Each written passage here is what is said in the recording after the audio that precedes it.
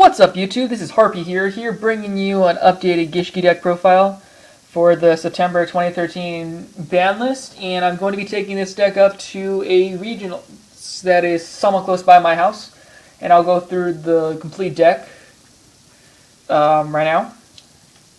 Not the sides just for whatever I thought to put in, but we'll get through the whole deck profile. So first off, you run your 3 Gishki Vision and your 3 Gishki Shadow. Vision you discard to add a ritual monster to your hand, and Shadow you discard for the Aquamere. And these guys count for the full ritual cost of a ritual summon, so if you run the 6 of them, you have basically free ritual summons for your Gishkis. So you gotta run the 6 of them. Still 2 Gishki Abyss. I was thinking about putting him up to 3, but in my opinion, I don't like him at 3. I know most Gishki decks do run him at 3, but I found that 2 is fine. It opens up plays, but I also don't need it at 3. When he is summoned, you can add 1 Gishki monster from your deck to your hand, except for Gishki Abyss. So he does help with consistency. So next, 3 Gishki Beast. Gishki Beast, whenever you normal summon him, you can target 1 level 4 lower Gishki monster in your graveyard and special summon him in face-up defense position. Really, really good. Gishki Beast, he opens up a lot of plays, like when you don't know what you're going to need.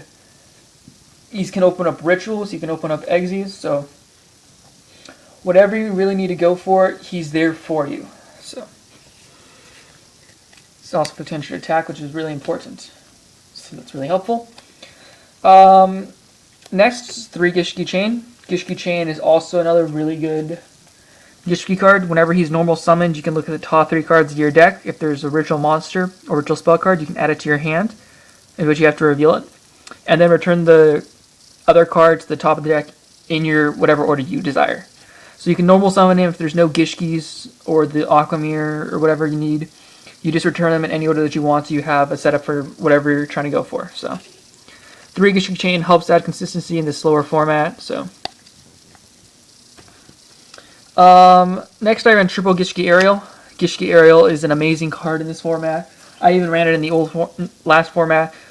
Whenever she's flipped, you can add 1 Gishki from your deck to your hand, so you can loop them if you need to. If it's your opponent's playing the Dark Door, you can just keep looping your Gishki Aerials until you have what you need. So yeah, it's also level 4, so you can go into rank 4s or rituals if you need Gishki Aerial for that. Next, this is another one of my attacks I decided on, is Gishki Natalia, like I did last time. Gishki Natalia is really good whenever it's normal summoned. You can target 1 Gishki monster in your graveyard, return to the top of the deck, and it's spirit, so it doesn't really stay on the field unless it gets breakthrough, skilled, or veilered. So Gishki Natalia sets up plays for a lot of stuff, and she's not just whenever she's normal summoned, it's whenever flip face up. So if you have a Gishki Natalia you set and you need to just loop them for some odd purpose, you have the loop if you have both of them in the graveyard, or one of them in the graveyard already. So Gishki Natalia, good. That's why I run 2 of them. Next, for the rituals I run 1 Eva Gishki Gust Kraken. Gust Kraken, first turn Gust Kraken's always good in my opinion. You just remove cards from their hand, they go -1. People go, oh, you go -2. With Gishkis, you don't always go super minus. They think you go minus for the turn you're making the ritual. However, with a lot of the plays, you're never really going super minus. So, because you can always recycle the Gishkis. So, 1 Gishki Gust Kraken. Next, playing 2 Eva Gishki Soul Ogres. I was going to bump this up to 3, but I couldn't find a 3rd in time.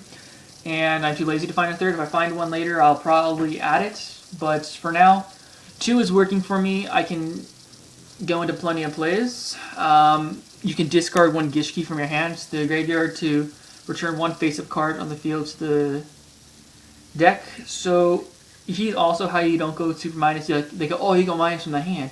Well, if you have an Aquamarine in the graveyard and you ditch a ritual, then you're pretty much set there. So yes, 2 Gishki Soul Ogres. And next, the hard hitter of the deck is Gishki Deck. You pay 1,000 life points, you draw a card, and reveal it. If it is a Gishki monster, you can shuffle one card on the field into the deck. So if you just for removal, if like they have a Spirit Reaper or they have just stall cards you know are there, you can return to the deck and then you can go whatever you want to do. He is also level 10, which is really notable. So you can go into ring 10s. Only run one, but you know, it's all good. It's all good. Gishki Deck is really good, so you gotta run 3 of him because he's the hardest hitter of the deck. Fine, and we're done with monsters, so next we're going to spells. So you're going to run the main spell of the deck, which is Gishki Aquamir. This is the ritual card you want to run in Gishkis. If you don't run this, then it's a different variant of Gishki deck. When this is in your graveyard with the ritual monster, you return this to the deck, and you can return the Gishki ritual monster to your hand and shuffle the deck. So this is where the Gishki Mill was popular, just because you were able to loot the Aquamirs. But it's okay, so Gishki Aquamir is how you get your plays off and all that, so you gotta run 3 of them. Next, triple salvage. Salvage is amazing in this deck because you honestly, you have so many monsters under the 1500 attack that you need. So you can just go off. If you open up with the Vision or a Shadow and 2 salvages, you can have game just there if they don't have any answers. Just because you ditch and you always have your plays ready to go. So 3 salvages, really helpful, adds so much consistency to this deck, it's not even funny. Next we run 2 surfaces. I was thinking about bumping it up to 3. Decided against it. 2 is fine. I have 6 targets I can go for it. However, I don't always have them in the graveyard, and whenever I do, I don't always need them. Sometimes this card is dead, and I feel like 2 is fine.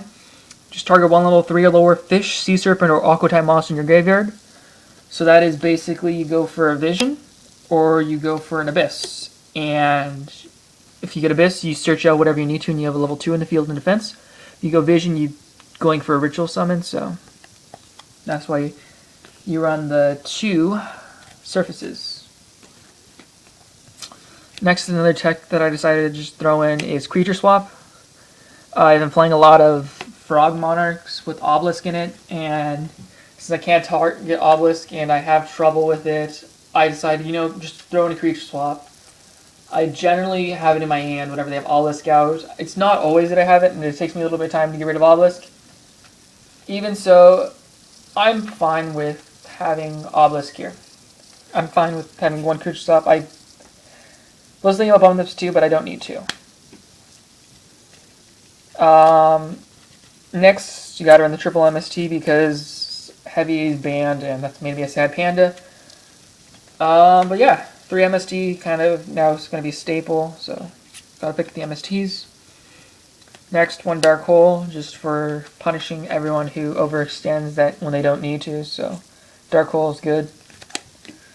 1 Mind Control, just to take their stuff so I can either exit or ritual summon with it, whatever I need to do. I usually exit with it. And that was it for spells. And for traps, I run my 1 Compulse. This is what I'm most sad about getting hit on the ban list. I think I ran 2 in the deck last time I did the deck profile. The Compulse just helps so much, but it's at 2. It's at 1, I mean. It's okay, it'll go back up to 3 eventually. 1 Torrential Tribute. Didn't really matter to me. Torrential Tribute, just nuke it's basically a small little black rose for monsters. Everyone knows a Torrential is a staple. And finally, 1 Call the Haunted. It's not really necessary, it's just there for trainability, and if I need it, I can destroy stuff on the field, save myself, whatever I need to do. So, and that was the whole main deck. I believe it is 42 cards. It's amazing. So, we'll go into the extra deck now. So, for the extra deck, I run 1 Super Dreadnought Rail Cannon Gustav Max.